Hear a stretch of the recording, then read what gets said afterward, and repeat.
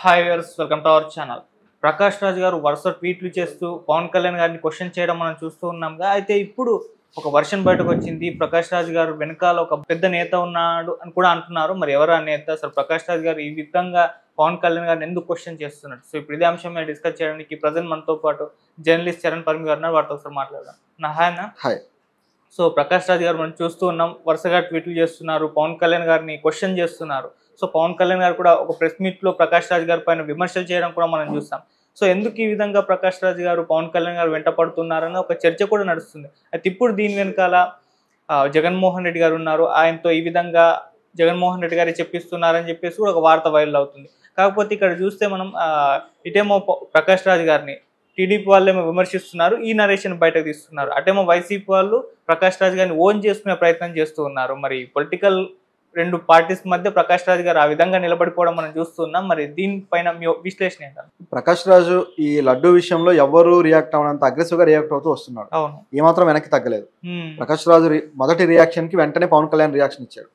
ఆయన మొదటి ట్వీట్ కి పవన్ కళ్యాణ్ రియాక్షన్ వచ్చిన తర్వాత వెంటనే మళ్ళీ ప్రకాష్ రాజు రియాక్ట్ అయ్యాడు.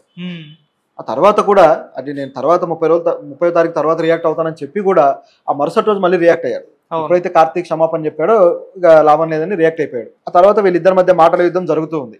ఇలా జరుగుతూ ఉండటం అనేది ఇప్పుడు వైసీపీ వాళ్ళు దాన్ని బయటికి తీసుకొచ్చి వైరల్ చేయడము, ప్రకాష్ రాజు ప్రశ్నని మళ్ళీ ముందు పెట్టడము, ఇలా చేస్తూ వస్తున్నారు. సో దీన్ని బట్టి చూస్తే ప్రకాష్ రాజు వెనక జగన్ ఉన్నాడా అని చెప్పేసి కొన్ని అనుమానాలు అయితే వచ్చాయి. ఎందుకంటే గతంలో కూడా పవన్ కళ్యాణ్ ని ఈ విధంగా ప్రకాష్ రాజు క్వశ్చన్ చేసిన దాఖలాలు ఉన్నాయి. ఓకే. అయితే ఎప్పుడు ఏపీ రాజకీయాల మీద డైరెక్ట్ గా కౌంటర్లు అయితే వేయలేదు. ఇప్పటికి కూడా ఏపీ రాజకీయాల మీద కౌంటర్లు వేయట్లేదు. ఆయన కేవలం పవన్ కళ్యాణ్ ఉద్దేశాల మీద మాత్రమే కౌంటర్లు వేస్తున్నాడు. సో ఏపీ ప్రభుత్వానికి సంబంధించిన చర్యలు కావచ్చు, వీటన్నిటి మీద మాట్లాడట్లేదు. సో బహుశా ఆ యాంగిల్లో ఆయనకు అవేర్నెస్ లేకపోయి ఉండొచ్చు. ఏం జరుగుతుంది ఏంటంటే అవేర్నెస్ లేకపోవచ్చు. కాకపోతే పవన్ కళ్యాణ్ చేస్తున్న వ్యాఖ్యలు మీడియాలో బాగా వైరల్ అవుతున్నాయి కాబట్టి ఈ లడ్డు ఇష్యూ మీద ప్రత్యేకంగా ఇప్పుడు వైరల్ అయింది కాబట్టి ఆయన దృష్టి పెట్టి దాని మీద కామెంట్లు అయితే చేసి ఉండొచ్చు. మరి దీని వెనకాల ఎంతవరకు జగన్ ఉండే అవకాశం ఉంది అని చెప్పి చూస్తే చాలా వరకు రాజకీయాల్లో ఎవరో ఒకరిని మధ్యలో పెట్టి ఆ వ్యక్తుల చేత మాట్లాడించడము, ఆ వ్యక్తుల్ని తీసుకొచ్చి ప్రొజెక్ట్ చేసి వాళ్ళ ఉద్దేశాలన్నీ ఆ మధ్యలో ఉండే వ్యక్తి మాట్లాడతాడు. ఇటువంటిది మనం చాలాసార్లు చూసాం. ఇప్పుడు కూడా పవన్ కళ్యాణ్ ఎవరు తీసుకొచ్చారనే విషయంలో మనం చర్చలు చేస్తున్నాం. వెనకాల బీజేపీ ఉండి నడిపిస్తుంది అనే చర్చలు అయితే మనం చేస్తూనే ఉన్నాం. దీంట్లో ఎటువంటి డౌట్ అయితే లేదు. అదేవిధంగా మళ్ళీ తెలంగాణ నుంచి మాధవీలత లాంటి వాళ్ళు మళ్ళీ ఏపీ వెళ్ళి అక్కడ కామెంట్లు చేయడాలు, ఇవన్నీ కూడా మనం చూస్తున్నాం. సో ఎవరు అయినా సరే మాట్లాడితే వాళ్ళ వెనక ఒక రాజకీయ ఉద్దేశమో ఏదో లేకుండా మాటలు వస్తాయా అనే అనుమానాలు అయితే కలుగుతాయి. అయితే ఇక్కడ గమనించాల్సింది ఏంటంటే ప్రకాష్ రాజు ఇష్యూ కొంచెం డిఫరెంట్. మిగతా ఎవరైనా మాట్లాడితే దాని వెనకాల ఉద్దేశాలు మనం ఊహించవచ్చు, కానీ ఇది కొంచెం డిఫరెంట్. ఎందుకంటే ప్రకాష్ రాజు ఎప్పుడు కూడా జస్ట్ ఆస్కింగ్ అనే ట్యాగ్ తోటి అనేక రాజకీయ పరిణామాల మీద క్వశ్చన్లు చేస్తాడు.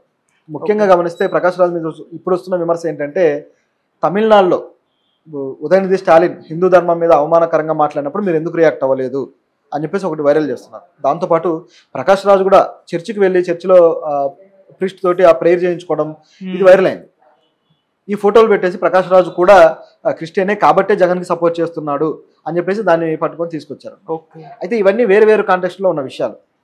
అంటే ప్రకాష్ రాజు లౌకికవాదని చెప్పుకున్నా సరే లౌకికంగా ఉండడు, అతను ఈ విధంగా మాట్లాడుతున్నాడని పవన్ కళ్యాణ్ అంటాడు. నిజానికి లౌకికవాదం అనేవాడు నిజంగానే అన్ని మతాలకి సమాన ప్రాతినిధ్యం ఇస్తూనే మాట్లాడాలి. ఒక మతానికి అనుకూలంగా ఇంకో మతానికి వ్యతిరేకంగా మాట్లాడడం అనేది సరైంది కాదు. ఈ టాపిక్లో కూడా ప్రకాష్ రాజు ఎప్పుడు కూడా హిందూ మతాన్ని ఇన్సల్ట్ చేస్తూనో మరొకటో చేస్తూ మాట్లాడలేదు. గమనించి చూస్తే కేవలం ఆ ఇష్యూని రాజకీయంగా ఎందుకు వాడుకుంటున్నారని మాత్రం ప్రశ్నించాడు. ఇది ఇక్కడ ఉన్న ప్రశ్న. దీన్ని జగన్ కూడా ఇదే మాట్లాడుతున్నాడు. సో వీళ్ళిద్దరు వెర్షన్లో దగ్గరతనం ఉండటం వల్ల కూడా ఈ మాట అయితే వచ్చింది. కానీ గమనించి చూస్తే జగన్కి ప్రకాష్ రాజ్కి ఎటువంటి లాలూచి కానీ ఎటువంటి ఒప్పందం కానీ ఉన్నట్లుగా కనపడదు. మనకి అవకాశం కూడా లేదు. ఎందుకంటే ప్రకాష్ రాజ్ ఇలాంటి లాలూచీలకు దిగి మాట్లాడే వ్యక్తి అయితే కాదు.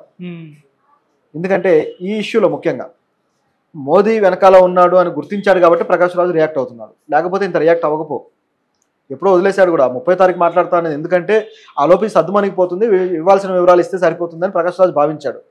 కానీ ఇది సద్దుమణిగేలా లేదు, ఇది ఇంకా వేరేగా దారి తీస్తుందని చెప్పేసి రియాక్ట్ అయ్యాడు. ఈ ప్రకాష్ రాజు రియాక్షన్లో ఇక తట్టుకోలేక ఈ నిన్న పవన్ కళ్యాణ్ కూడా వెర్షన్ మార్చాడు. నిజం చెప్పాలంటే ఏమన్నాడంటే ప్రకాష్ రాజు మీద నాకు గౌరవం ఉంది, ప్రకాష్ రాజు ఏమీ నా మీద కోపంతోటో లేకపోతే వ్యతిరేకతతో మాట్లాడే వ్యక్తి కాదు, ఆయనతోటి నేను సినిమాలు చేసినప్పుడు కూడా బాగా ఎంజాయ్ చేశాను, ఆయనతో వర్క్ చేయడం నేను ఎంజాయ్ చేస్తానని చెప్పి కూడా అన్నాడు. నిన్న ప్రత్యేకంగా అది అనాల్సిన పని లేదు. అవును. ఎందుకు అనాల్సి వచ్చిందయ్యా అంటే ఈ విషయంలో పవన్ కళ్యాణ్ స్ట్రాటజీల విషయంలో ప్రకాష్ రాజు క్వశ్చన్లు రీజనబుల్గా ఉన్నాయని పవన్ కళ్యాణ్ కూడా అర్థమై ఉండాలి బహుశా. ఎందుకంటే బయటపడకపోవచ్చు కానీ అలా అర్థమయ్యే ఉండాలి. కాబట్టే సరే ఇక డ్యామేజ్ కంట్రోల్ కోసం ఈ విధంగా మాట్లాడుతున్నాడేమో అనిపిస్తుంది. ఎందుకంటే పవన్ కళ్యాణ్ ఇప్పుడు ఏ రియాక్షన్ ఇచ్చినా మళ్ళీ ప్రకాష్ రాజు ఏమాత్రం తగ్గడు. ఆయన క్వశ్చన్లు గట్టిగానే ఉంటాయి. దానికి సమాధానం చెప్పుకునే పరిస్థితులు కూడా పవన్ కళ్యాణ్ లేడు ఇప్పుడు. ఎందుకంటే ఆయన స్ట్రాటజీలు ఆ విధంగా ఉన్నాయి. మతాన్ని ఏ విధంగా ముందుకు తీసుకొచ్చాడో అందరూ చూస్తూ ఉన్నారు. ఇప్పుడు వైసీపీ నుంచి కూడా అనేక మంది లీడర్లకు ముందుకు వచ్చేసారు మతాన్ని తీసుకొస్తున్నారని చెప్పి. కాబట్టి ఇక పవన్ కళ్యాణ్ మీద సోషల్ మీడియాలో పెరుగుతున్న వ్యతిరేకత కానీ పవన్ కళ్యాణ్ ఎందుకు మతాన్ని చేస్తున్నాడని చెప్పేసి విపరీతమైన వ్యతిరేకత వస్తుంది. ఇదంతా పవన్ కళ్యాణ్కి అర్థమైంది.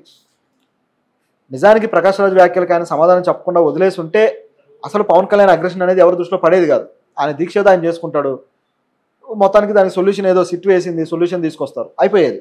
ఎప్పుడైతే రియాక్ట్ అయ్యాడో దానికి సంబంధించి 1-4 మాటలు ముందుకు తీసుకురావడం వల్ల పవన్ కళ్యాణ్ ఎక్కువగా ఫోకస్ అయ్యాడు. అయితే ఆయన స్ట్రాటజీస్ని తప్పుపడ్డం మొదలెట్టేశారు.